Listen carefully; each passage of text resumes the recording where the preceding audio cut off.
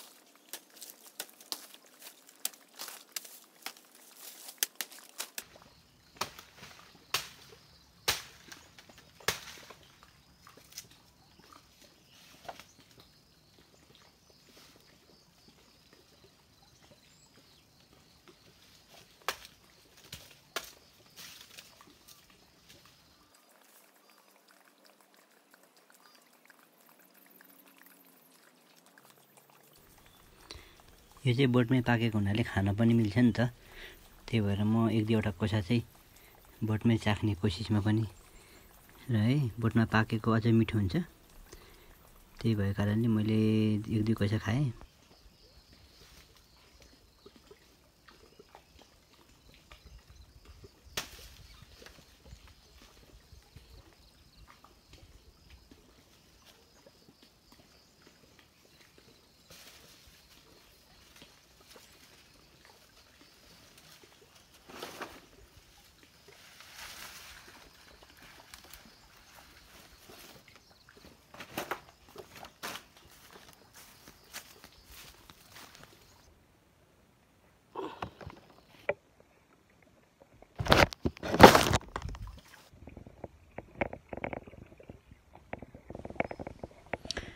अहिले केरा चाहिँ म काटेर म बोकेर घर लाने क्रममा छु। घरमा लगेर चाहिँ यो केरालाई यता राखिन्छ। यसलाई यहाँ राखेपछि फेरि अर्को घरी पनि छ। यो चाहिँ अलिक काँचै छ, तर छिपिन चाहिँ छिपेको पाक्ने बेला भएको। अब यसलाई पनि काटेर लगेर त्यो दुइटै एक ठाउँ बनाएर लगेर चाहिँ बजार लाने मेरो विचार छ। त्यो भएको कारणले अब यसलाई पनि म यसरी काट्दैछु। यो केरा पनि गतिलै छ, ठुलै घरी छ। यो घरीलाई पनि लगेर त्यो अर्को अघिकोसँग एकै ठाउँमा बनाएर बेच्न लाने हो। केराको घरी चाहिँ यत्रो छ नाताहरू। अघिको र यो बराबरकै जस्तो हो। अघिको अलिकति छिपेको, अलिक पाक्न थालेको, यो चाहिँ अलिक पाक्ने छैन, अलिकति छिपेको पनि। दुईटा घरीलाई एकै ठाउँ बनाएर एउटा भाँडोमा, एउटा बोरामा लाने विचार छ। अघिको चाहिँ अलिक पहेँलो पहेँलो भइसकेको छ, कतिपय पाकेको पनि छ। यो चाहिँ पाक्न लागेको मात्रै हो। एउटा चाहिँ निकै राम्रै छिप्पिएको छ, एउटा चाहिँ अलिक कम छिप्पिएको, तर पनि पाक्छ त्यतिको काम दिने खालकै छ। अब यो दुईटालाई चाहिँ घरि नै बोक्नको लागि अलि अप्ठ्यारो हुन्छ, त्यही भएर काइयो छुट्याउनु पर्ने हुन्छ। यो केराको काइयो हुन्छ, काइयो छुट्याएर चाहिँ चट्टसँगले बोक्न सजिलो हुन्छ। काइयो चाहिँ यसरी कचियाले सर्ट काटेपछि सर्लक निस्किन्छ, अलग्गै निस्किन्छ, भाँचिँदैन पनि, कोसा पनि जोगिन्छ। सर्ट कचियाले यसरी काट्ने हो। यसको चोप निस्किन्छ, चोपलाई चाहिँ अलिअलि व्यवस्थापन गर्नुपर्छ। यो घरि नै लग्यो भनेदेखि अलिक बोक्न पनि अप्ठ्यारो, बिचमा त्यो यसको कोसाहरू पनि भाँचिने सम्भावना हुन्छ। पाक्न लागेको केरा, पाक्न थालेको केरा अलिक कमलो पनि हुन्छ। यसलाई चाहिँ सर्ट कचियाले काटेर यसरी काइयो छुट्याउने गरिन्छ।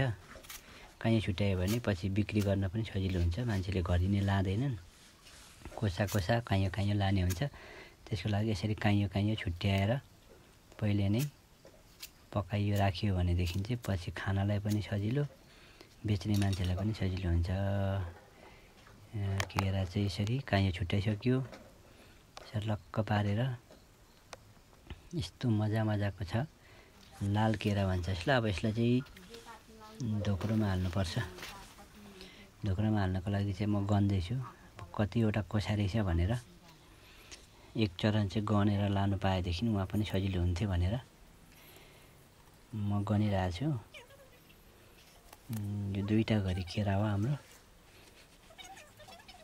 दुईटा घरि केराको कति सय कोसा हुन्छ भनेर गनिरहेको छु मैले चाहिँ।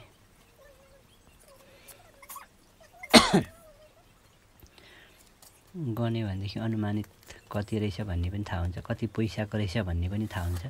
त्यही भएर पहिल्यै गन्दाखेरि राम्रो भनेर मैले चाहिँ यो गनिरहेको छु।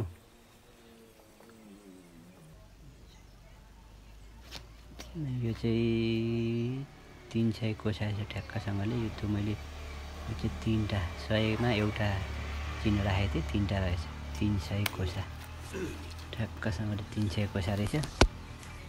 300 कोसा केरालाई चाहिँ ढोक्रोमा लगाएर मिलाएर लाउनुपर्छ। फेरि यो ढोक्रोमा लाउँदाखेरि जथाभावी जस्तो पाए त्यस्तो तरिकाले लगायो भने कुच्चिने भाँचिने हुन्छ। त्यही भएर मिलाएर खाप लगाएर लाउनुपर्छ। यसरी लगाएपछि खासै भाँचिँदैन। पछारिँदाखेरि पनि यसो 1-2वटा टुप्पाहरू भाँचिन सक्छ, नभए अलग्गै रहन्छ। मिलाउन जानेन भनेदेखि चाहिँ कोसाहरू सबै भाँचिन्छ। छिप्पेको केरा फेरि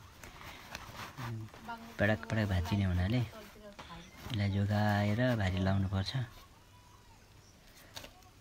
सर्लक्क 2 घरि केरा चाहिँ ठुलो ढोक्रोमा 1 ढोक्रो भयो।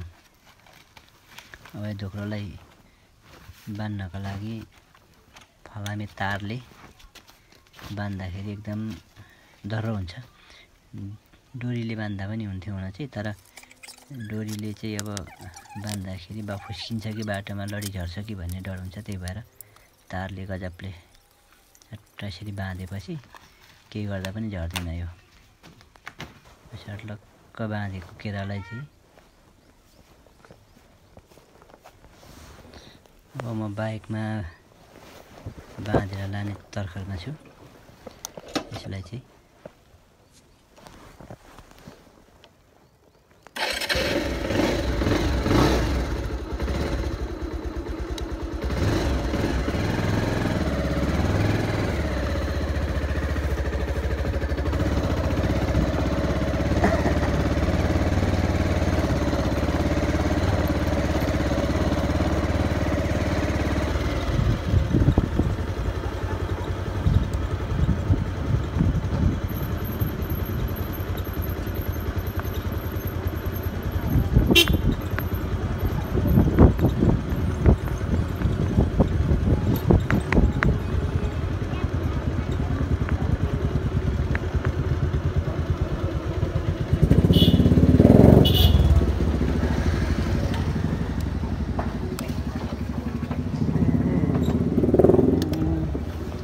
को छ अरू घरमा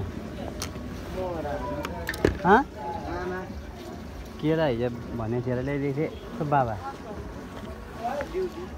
ए ड्युटी पो छ नि साँच्चै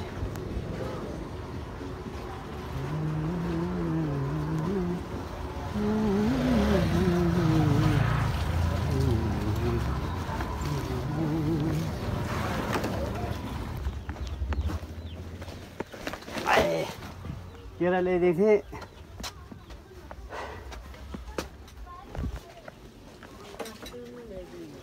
हुन्छ गनेर राख्ने होला नि कसले गन्छ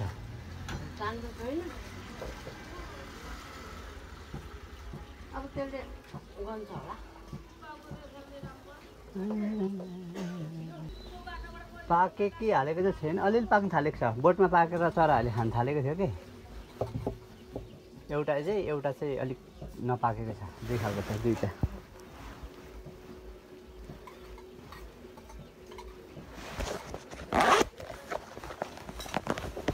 कहीँ छ गनाको छ अनि भरे मम्मीहरूले बाबालाई भन्नु जुम्ला चाहिँ एउटा मात्र भन्नु कन्त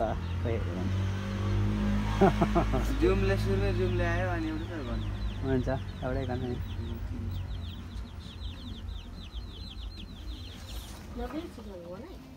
300 कहाँ कसो छ होला मैले अलिअलि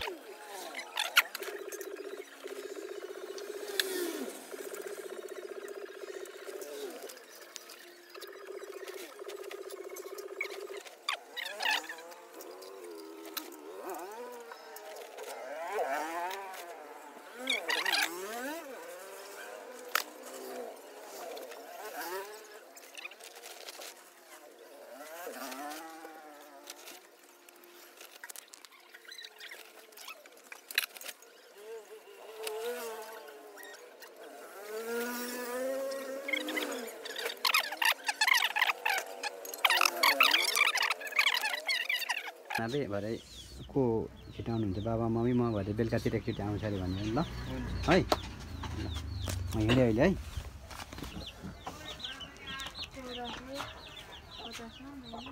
छले छ पर छले अहिले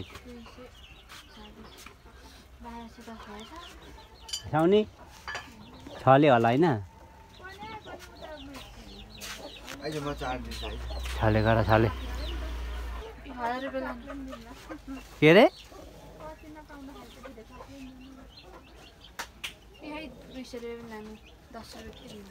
कति हिसाब हो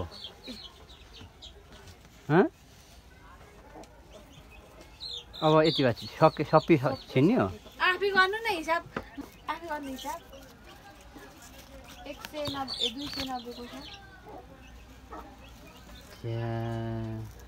मेरो 2 घडी केरा त सितेमा खाइदियो यो साउनीले गाडी कहिले हुन्छ सितेमा भात यहाँ नै हिसाब त्यहाँ त हेरेँ कि छले गर भनेको मैले र